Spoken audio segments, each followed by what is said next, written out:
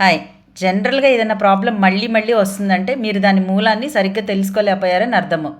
అంటే ఏదైనా ప్రాబ్లమ్ మళ్ళీ మళ్ళీ రిపీట్ అవుతుంటే మనం ఇన్‌స్టంట్‌గా దాన్ని ఫిక్స్ చేయడానికి ట్రై చేస్తాం తప్ప దాని రూట్ కాజ్ కోసం ట్రై చెయ్యం. సో, అది రిపీట్ అవుతూనే ఉంటుంది. ఎందుకంటే we are trying to fix the symptoms not the root cause. ఒక ఎగ్జాంపుల్ చెప్తాను. ఎవరికైనా ఎప్పుడు కోప్పడుతూ ఉన్నారు, ఎప్పుడు చిరాకు పడుతున్నారనుకోండి. దానికి రీజన్ ఏంటి? వాళ్ళు సింపుల్‌గా దాన్ని మెడిటేషన్‌తోనో, బ్రీతింగ్‌తోటో దాన్ని ఇగ్నోర్ చేయడం ద్వారానో ఫిక్స్ చేద్దాం అనుకుంటారు. కానీ ఆ కోపం, చిరాకు మళ్ళీ మళ్ళీ వస్తూనే ఉంటాయి. ఇప్పుడు మనం వెనక్కి వెళ్లి ఎందుకు కోపం వస్తుందో ప్రశ్నించుకోవాలి. ఆ అండర్‌లయింగ్ రీజన్ స్ట్రెస్. మరి ఆ స్ట్రెస్ ఎందుకొస్తుంది?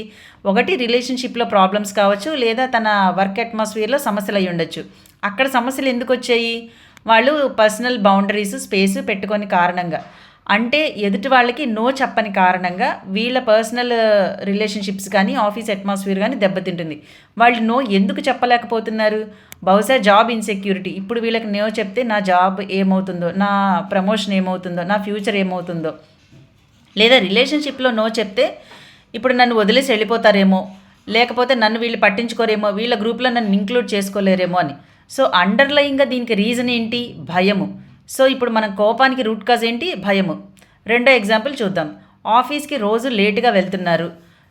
ఒకటి కీస్ దొరకపోవడము, 2 బ్రేక్‌ఫాస్ట్ డిలేగా చేయడం వల్ల ట్రాఫిక్ జామ్‌లో ఇరుక్కుంటున్నాం. మరి ఆ టైంలో మనం ఎందుకు బయలుదేరుతున్నాము?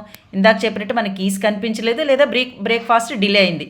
కీస్ రోజు ఒకే ప్లేస్‌లో పెట్టకపోవడం ఒకటి, పొద్దున్నే లెగవగానే ఇన్ టైంలో పనులు చేసుకోకుండా ఫోన్ చూస్తూ గడపడం ఒకటి. దానివల్ల డిలే అయింది. సో, దీనికి అండర్‌లయింగ్ కాజ్ ఏంటి? డిసిప్లిన్ లేకపోవడము, టైం మేనేజ్‌మెంట్ లేకపోవడం. సో, ఆఫీస్‌కి లేట్‌గా వెళ్తున్నారంటే టైం మేనేజ్‌మెంట్ ప్లస్ డిసిప్లిన్ లేకపోవడం. ఇప్పుడు అర్థమైంది కదా! ఏదైనా సమస్యకి మనం ఎందుకు అని వెనక్కి వెళ్ళి రూట్ కాజ్ తెలుసుకొని అప్పుడు సొల్యూషన్ ఫిక్స్ చేసుకుంటే ఆ ప్రాబ్లమ్ రిపీట్ అవ్వకుండా ఉంటుంది. సహాయం కావాలంటే డీఎం చేయండి. Thank you. Follow for more psychological updates.